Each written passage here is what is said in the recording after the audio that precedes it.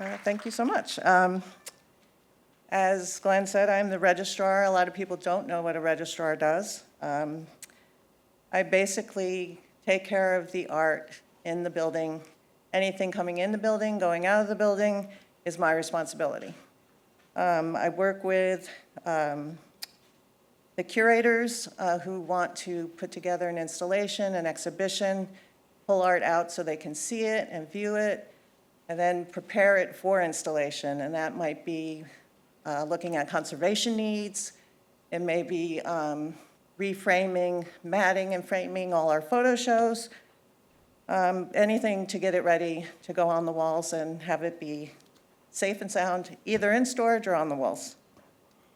I work with a team of art handlers who are amazing, and I oversee them getting things onto the walls to make sure everything is safe and sound. I worry about things that you might wonder, like, why? I worry about the climate control in the building. I worry about the security in the building. All these things are all related to keeping the art safe. And our paintings love to be at 70 degrees, so they really live the life. It's very hard to maintain that in the summer down here when it's 100 degrees. So we are very thankful to all our staff who make that happen. I have my glasses on because I can't see. Another responsibility is the movement of art. I'm sort of like a travel agent for artwork. Anything that has to be picked up, something coming in as a donation or a loan or any kind of exhibition, I have to arrange the packing and shipping for it. And most of the time, that is a pretty easy thing to do. But there are times when the art, depending on the size of the art, where it's located, dictates a totally different kind of shipment. So I would say 90% of our shipments are handled on art shipment trucks. These are special trucks that have climate control, they have security, they have dual drivers, and they go all over the country. And their staffs can go in, pack a painting in someone's house, bring it to the museum. The other 10% could be anything. And I'm going to show you a few examples today of some of the stranger shipments I've had to deal with over the years. There have been many, and even doing it all these years, every once in a while I get totally surprised by a new way of something I have to figure out. Kind of like the challenge, though. So the first thing I'm going to show you is, this is Huck and Jim. It's a sculpture by Charles Ray, based on the novel Adventures of Huckleberry Finn. And this figure is over 10 feet tall. It's hard to really tell on the slide. This piece was located in a home in Palm Beach by a pool. There was no way to access the pool area with any kind of equipment. So we really had to troubleshoot and figure out how we were going to get this thing to the museum. So the shippers worked on building these kind of pallets and armatures where Jim could lay down and fit into a truck. And you'll see they're sort of packed like a mummy. And this was because we had to fly them over the house and the trees at the Palm Beach home to get them into the driveway to pack them in the crates. So that day, if you were on the beach and you saw some shiny silver thing flying, that might have been a Huck or Jim. This crane went about 50 feet in the air. This whole process took the whole day to take them down. And then we had to bring them to the Norton. So at the Norton, we had to do the whole thing in reverse. We had to get the crane again, and we had to crane it up over our garden hedges and trees and install it in the garden. And you'll find Huck and Jim on the east side of the museum in our sculpture garden. This next piece is also in the sculpture garden. It's William Turnbull. It's called Large Horse. And it looks pretty simple to deal with from that angle. It has this long arm that you see over there in the crate that's all one piece. So there was no way to detach it to make it easier to ship. And it was also located in the UK. So we had to crate it. It was then trucked to Amsterdam, where it got a freighter plane, where it would then come into Miami and then trucked to the Norton. And then we have a boom lift here that could carry it and install it. We didn't need quite a full-on crane. This is about 4,000 pounds. And that's just installing it. It's got a plate underground that you don't see now, where this little pins hold it up. And the next one is Phila DeBarlow. She was a RAW artist in 2016. The RAW series was recognizing art by women. And she does installation art, as you can see. It's kind of like everything. These things are massive and have to be constructed within the galleries. So we had these huge columns that we had to ship, also from the UK. So everything, the easiest way to do this was to do via sea freight. It's not the preferred method of shipment because it takes 6 weeks to get here. And then you have to allow 3 weeks in case the tides are bad or a storm approaches and they have to go around. So you really have to be prepared to accept things much earlier than you need and then hope it's on time. And we did get it on time. But we had to install everything in one gallery. It came in 3 sea freight containers. I don't know if you've ever seen the containers on a container ship. They're huge. And it was just full of elements packed separately. And these are some of the things that were in the show. And then because everything had to be put into the galleries, it was very difficult to install because everything was there and in the way. So it was very kind of piece by piece, starting from the back to the front. The next thing that we had a challenge shipping was this Soroya beaching the boat. You may remember it from a show we just closed. It was on loan here for 2 years before the exhibition. This painting is almost 11 feet tall, and it won't fit in any truck. It doesn't fit in any doorway. It doesn't fit on the freight elevator. So this actually came rolled on a tube. And you see the huge tube there on the left. And then all of the stretcher and the frames came in pieces. The artwork was installed in the gallery that it was hung in, because once installed and put together, it couldn't leave the room because it couldn't fit through any doors. We had a team of people. There were about 14 people working on it when it came, including 2 conservators who, well, I guess I don't have a thing of that. They had to iron the edges of the canvas as it was pulled around the stretcher to prevent cracking. It made the paint a little more pliable, so it was easier to manipulate and caused less damage.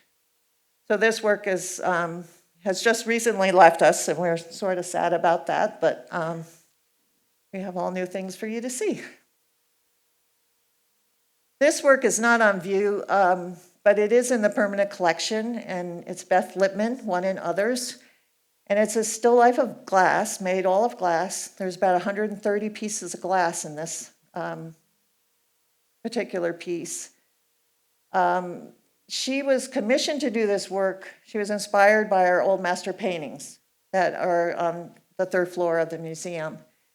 And if you see this work ever up there, you can look at all the different elements in it, and you'll see the same goblets or the same chain or the same glass rabbit in the actual paintings. And she was inspired by that, and so we had that. So this was an interesting installation because it had to be built as you kind of go layer by layer. And she has a template that she starts with. And then she just starts laying it. And this is the artist here. She was here the first time we installed it.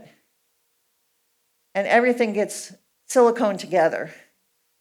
The silicone has to set up. So in between, as it was drying, she used these straps of tape to hold the elements together so they wouldn't move. This process took like 3 days to install this piece. We have since done it without the artist being present, so kudos to our art installers because they did an amazing job doing it. And this next work is a Sylvie Fleury actual car. It's a Toyota Camry that has been sawed in half. It was painted in pink glitter paint. And it's sort of a very large thing to store. So we have it. It does come in 2 separate crates. It doesn't fit in our freight elevator. It's too long, so it does get stored off-site when it's not on view. And we recently just took it down, but I thought it was fun to see this one. It'll be back. It's a fan favorite. And these other things are just a kind of a different installation challenges. This was a Tacita Dean photo. It's an 8-part photograph that you put together. It's called Monkey Puzzle 2. We had to build a special wall in the middle of the gallery to hold it. And it just came as flat sheets of paper.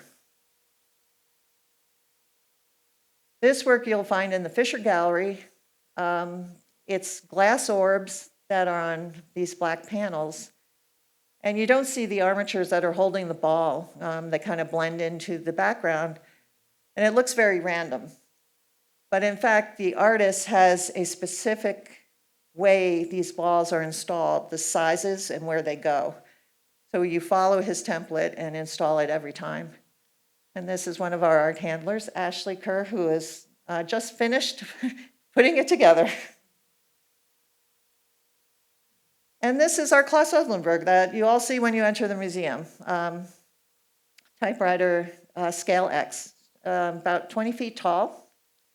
And it came in on 2 flatbed trucks from New York and had to be put together in the plaza. And you see it's just put together by that one kind of center pin and balanced.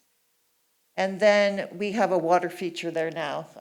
Claes Oldenburg had always wanted to have his sculpture in a thing of water. So we actually worked with him. He was still alive at the time when we were doing this installation. And this was given to the museum as a gesture for the grand opening. And that is it.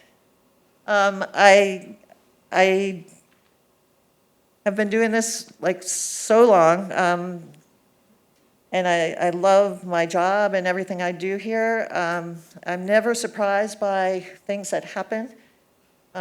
We try to bring art of all kinds, all shapes, sizes into the museum for your pleasure, and hope we're doing the right thing here. So if anybody has any questions or, yes? How many years has this the new Norton? 2019, the building opened. The original building opened in 1941. There have been 3 expansions since then. The last one, 2018. And I've been through 2 of them, or 3 of them. Yes? So Pam, you told us and showed us all these amazingly... I'm happy to say no. We try to troubleshoot as much as we can, so there aren't real disasters. And in all the years I've been doing this, I'm very happy to say, we have not. So. But you can imagine, when things are flying over a house on a strap, I'm like this. Oh my God. I worry most at those times. I've actually, in my early years here, we used to strap paintings to get from a condo in Palm Beach down the side of the building because they had no freight elevators big enough for the art. It could fit through their sliding doors and their porches. And so that's how they got things up and down. That was my least favorite thing that I ever did because you're against the ocean wind and hoisting things up. Luckily now they use cranes and, more conventional ways of doing it. But back in the early days, we didn't have art shipping companies down here. It was, it was a totally different place back in the early 80s. The Norton has always been very productive, doing a lot of exhibitions, a lot of different exhibitions. It was Ralph Norton's vision to have it be a community center for the arts. He had music series, he had theater groups, he had classes for children and adults.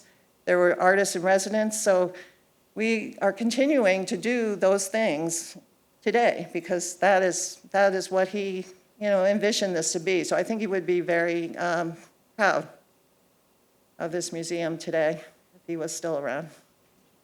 Anyone else have any? Yep.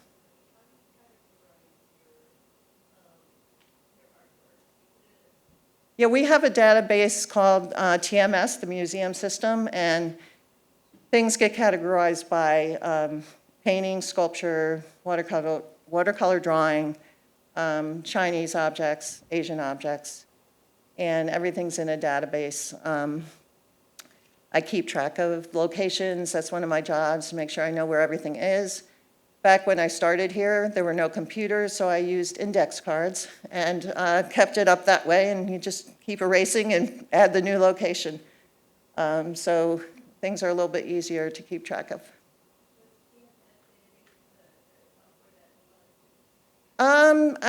I know a lot of museums use it. I'm not sure about individual collectors. I know a lot of people develop their own kind of system to keep track of their art. But I don't know if individuals use it or not. It's probably expensive for a smaller collection. But I know if you're computer savvy, which I am not, you can develop your own program to do all the things that you want it to do.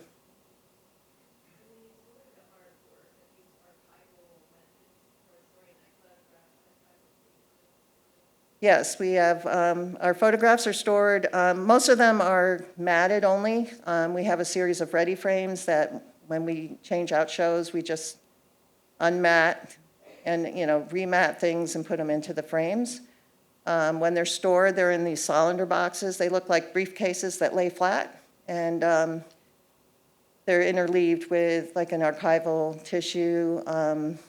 We have painting racks for paintings. We have big racks for large sculpture.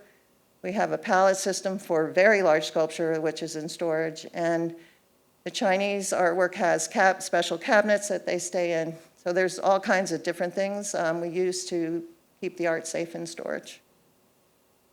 Yes? How was it chosen? Well, it was donated to the museum, and we thought it would be a good thing to have in the front of the museum. Yeah, we did a little exhibition when this piece also came in. We had a little exhibition of Oldenburg typewriter series, a lot of drawings and smaller sculptures as well. So it was really interesting to have it. There's a little book available all about the typewriter eraser, which a lot of people had no idea what that thing was. So the shop actually sold them in the store so you could see. In my day, when I started at the museum, we had manual typewriters, so we've come a long way. The majority is stored on site. There's a couple things like the pink car. The really big objects that can't fit in the elevator do go off site. But for now, the majority of the collection is here on site. Well, if they don't fit in the elevator, then they have to go off-site to be stored. So we have off-site storage that we put them in. Everything comes on the first floor. So the elevator goes up to storage. So if it can't fit on that, we can't get it to storage. But it can go on the first floor. It can get in all the galleries. The doors are big. We just can't fit it onto the elevator because it's too long or too tall. It's usually too long because the elevator is very tall. Yeah. that first, the Fisher Gallery has all those really large things because the doorways don't allow them to get much further. Yes, in the back.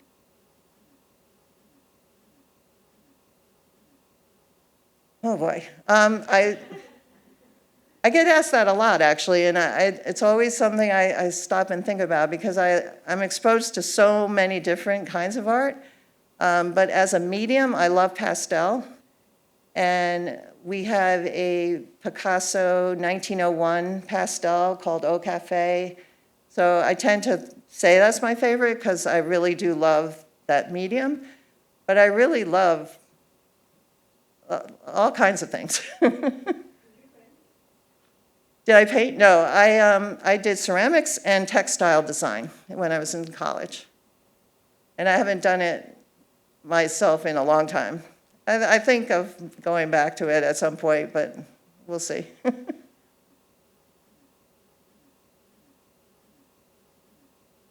Well, insurance, as you know, in Florida is very challenging these days, and same with fine arts insurance. So we have lots of brokers we work with, and you insure, you have a lot of insurance, and it's a percentage of your collection. You can't insure everything. It's impossible. It'd be impossible to do. So, yeah, we try to get as much as we can for the money that we have to do. Any other questions? Oh, yeah, yes?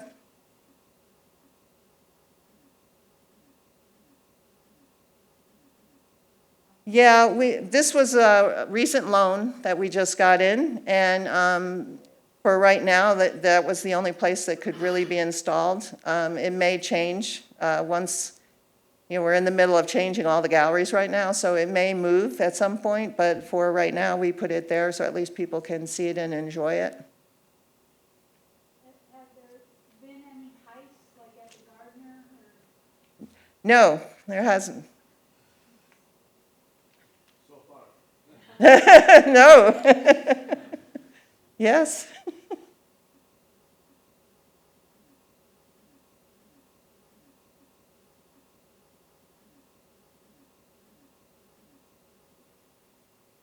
Geez, that's a good one. I would never have imagined I would be here all these years. I don't think anyone imagines that. But I pretty much grew up here in this job, and my life happened here. I got married, I had kids, I have grandkids. It's all happening while I'm here. This Norton is like, it's a job. It's not a job. It's like part of my life. So I think I always was sort of like an easygoing person when I came, and I still am, because I think that's one of the strong attributes a registrar should have. They don't all have it, because I've dealt with many that are not. They're very rigid and in everything, but you encounter so many things that you have to pivot quickly. Something's changing, or you're moving something and it's like, oh wait, stop. So we avoid disasters happening. So I would say, like, to keep that kind of demeanor going. Yeah, I don't know. I don't know, well, what else I would tell myself.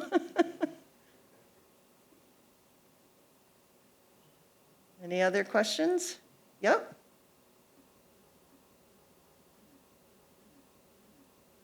There's about 9,000 works in the collection, and that's counting paintings, drawings, photographs, sculpture, Chinese objects. So all in all, it's 9,000. And then we also have lots of things on loan, and all the loan exhibitions that come in and out, they vary in size between probably 50 and 150. So there's always new things coming in and coming out. Yes?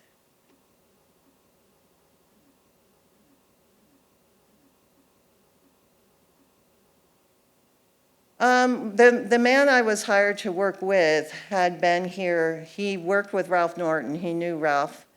And he always had a story which I found very funny. They used to hang the artwork with these brass nails, and they were like these thick brass nails. And they would have to take them out and straighten them because he wanted to keep reusing the nails. So he always talked about that. But you know, back in the early days, I used to do the installations. We didn't have art handlers. We didn't have, you know, there were like 10 people here. And we did a lot. Like we did big shows. We had shows we wrote catalogs for. You know, we still did all the same things, but it was just on this really accelerated pace because there were only 9 gallery rooms. So if you closed 2 or 3 down for an exhibition, the museum's almost closed. So we would close a show on a Sunday night and we would open the next show on a Thursday night. Didn't matter what it was or how long it took, we were there. So it was a fast pace, but it was like how they kept, you know, it interesting and for people to come. And the shows changed every 6 weeks. Happy to say we kind of extended out a little bit more, so it's not quite so crazy. But I think one of my favorite memories was in 1981 when we did the Arm and Hammer exhibition. This was a show, 5 centuries of masterpieces, and it belonged to one collector. It kind of put the Norton on the map. We had over 1,300 people a day coming into the museum, and back then there were 9 gallery rooms. So they were lined up down Olive Avenue, waiting to get in the building. It was just very exciting to be a part of that whole thing. And from that, the Norton sort of took off, and people knew about us because they were coming from all over the state. They're coming down from New York to see the shows. It was a very special exhibition to have Rembrandts and Matisse and Dürer and Monet and Manet and Modigliani, and I mean, you name it, it was coming out of the crates. It was like Christmas every day when we were opening. So that was one of my most exciting exhibitions here. Anyone else? Yes? Expansions are hard.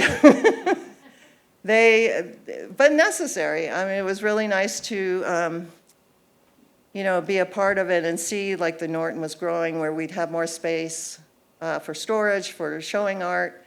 And we, at various points during expansions, we had to close completely. One of the expansions, we stayed open as long as we could. So we were sort of around the building, and there were a building all around us, and then at the last minute they connected the building, so we had to close. But then reinstalling everything and, you know, making it fresh and new it was a really exciting to be a part of that. I love the hands-on. I love touching the art and, you know, being up close and personal with it, and you know, getting new things in, opening crates and seeing things for the first time. I work, you know, you work with little checklists and the things are this big, and so when they actually are there in person, it's like, oh, I didn't realize it was going to be this big or this small, or so I love the hands-on side of it. I do a lot of paperwork too, but I would prefer to just be, you know, playing with the art. Yeah, there's a lot of work that goes behind, you know, we call it the magic behind the walls, because for the most part, the public doesn't see, how does this thing get here? Like, so, you know, the shows appear and they're there. But there's a lot of work that goes into, you know, getting the galleries ready, repainting, installing, trying to use the same gallery rooms, but you want to recreate them so you don't feel like you're walking into the same spaces all the time. So every time we do a show, it's like a whole new experience. And right now we are working on the Rembrandt exhibition that's coming up in October, and transforming a space for that, and it's going to be beautiful, so you all have to make sure you come back and see that. Yes?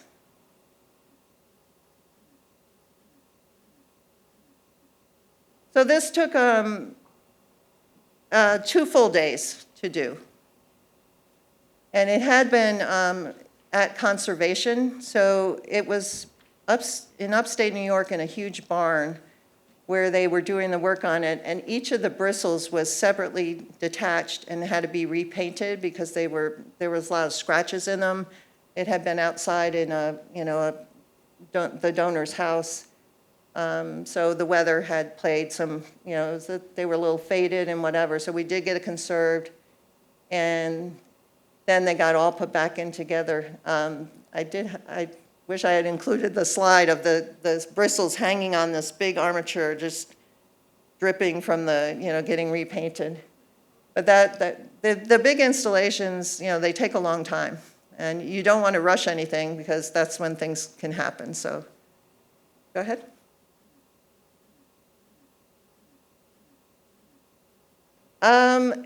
It's a continuous pool, is my understanding. So it goes off the sides, but then it regenerates. So I think it's working pretty well. It seems to do well. And these things are now have this black marble on them, so it stays very fresh and clean.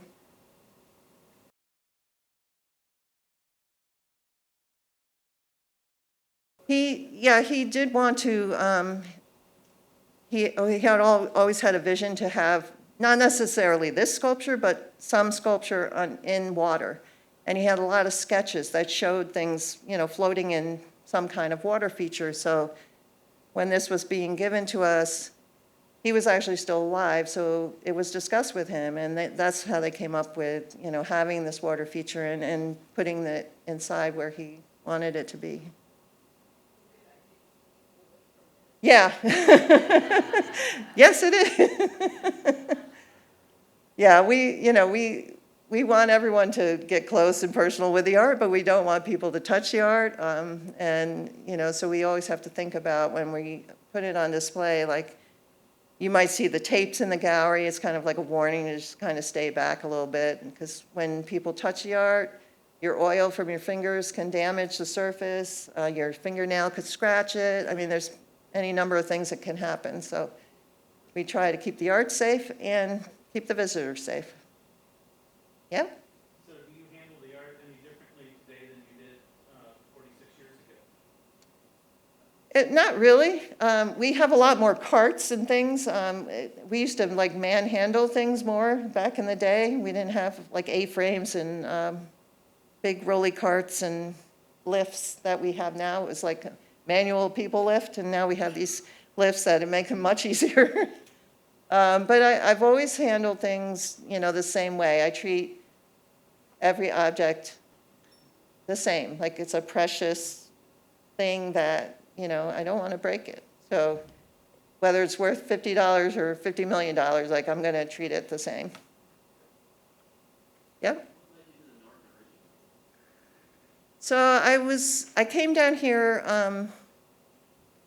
in April. I was looking for a job, and this job came up, and I just, I applied for it. I didn't really know what assistant to the head of the building, I didn't know what that meant. And I hit it off with the guy who was the head of the building, and I have an art background, so it was interesting. And these days there's museum study courses. They didn't have that when I was in school, so now you get a much better education in that. But I did go to the Smithsonian, did a bunch of workshops there to kind of learn all about being a registrar, and and a lot of on-the-job training.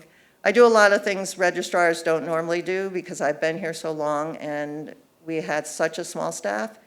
Like, registrars don't hang art and they don't really handle art. So it's been hard for me to kind of back away from that because I'm so used to picking up a work and going and doing whatever. So I'm getting better. Anyone else? Yes? Who's the most interesting art celebrity that you've met? Gilbert and George, they were really fun. They were real characters. And they were here for their install for a week because the museum was taken over by them. The entire museum was Gilbert and George Works. And they were these Englishmen, they dress in suits, they do performance art, and they were very entertaining. So we had a lot of fun with them. I've met a lot of different artists. There some artists, it's like, they weren't my favorites, but they were interesting people. And we've worked recently with a lot of really great artists. Rose Simpson comes to mind. She was here recently. Working with her was really a great experience. Nora Mate Nieves, who is a Puerto Rican artist from New York, who she was really nice to work with. I met a lot of great people. You know, that's the other part of this job, just other colleagues in institutions that do the same thing I do, and artists, donors. So it's really been a fulfilling experience. Anybody else? Yes.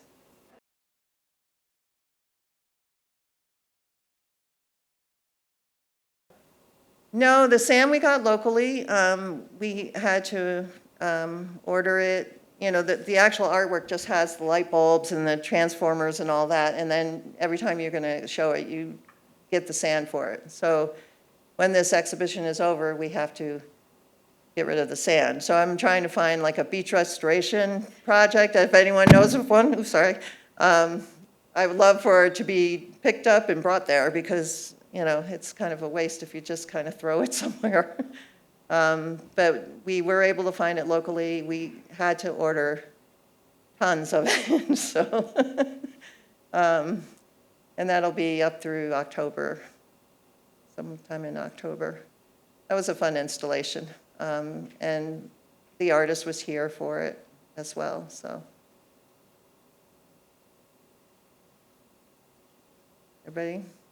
Anybody else? Okay. Thank you. You're welcome.